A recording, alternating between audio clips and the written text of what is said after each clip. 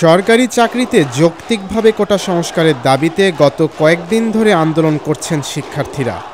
High court কোটা বাতিলের প্রজ্ঞাপনে স্থিতাবস্থা দিলেও কর্মসূচি চালিয়ে যাওয়ার ঘোষণা দিয়েছেন আন্দোলনকারীরা। আগামীকাল শুক্রবার বিকেল 4টায় দেশের সব ক্যাম্পাসে বিক্ষোভ কর্মসূচি ঘোষণার মধ্য দিয়ে শেষ হয়েছে আজকের বাংলা ব্লকেট।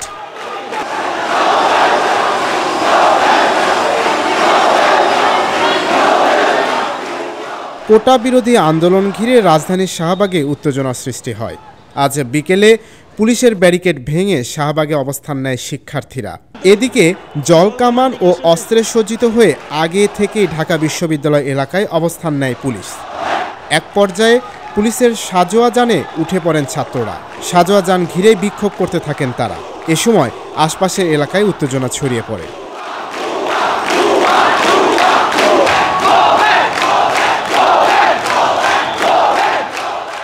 শিক্ষার্থীরা ব্যারিকেড ভেঙে শাহবাগ দখলে নিলেও বাড়তি প্রস্তুতি থাকা সত্ত্বেও ঢাকায় অ্যাকশনে যায়নি পুলিশ। তো দেখা গেল যে তারা এসে ব্যারিকেড ভাঙলো, তো যে তারপরে তাদেরকে আমরা বুঝালাম যে আপনারা তো এটা ঠিক করছেন না। পরবর্তীতে তারা আমাদের কথা শুনে তারা ব্যাক করে চলে গিয়েছে। আপাতত পরিস্থিতি।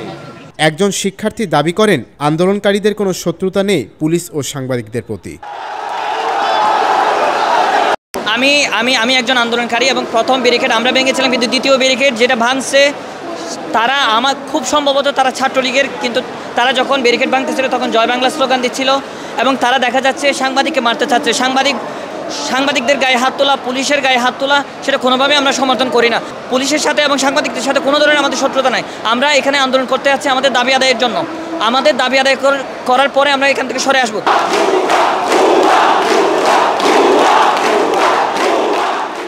কেউ কেউ জানান কোটা আন্দোলন যত তাড়াতাড়ি সমাধান হবে তারা তত তাড়াতাড়ি পড়ার টেবিলে বসতে পারবেন।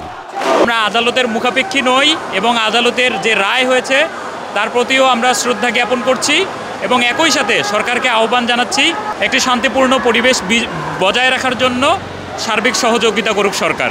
এদিকে সরকারি চাকরিতে কোটা ইস্যুতে আংশিক রায় প্রকাশ করেছেন হাইকোর্ট। রায়ের কিছু অংশে বলা হয়েছে সরকার চাইলে কোটা পরিবর্ধন করতে পারবে, আর কোটায় কাউকে পাওয়া না গেলে বা পদ ফাঁকা থাকলে তা সাধারণ মেধা তালিকা থেকে পূরণ করা হবে।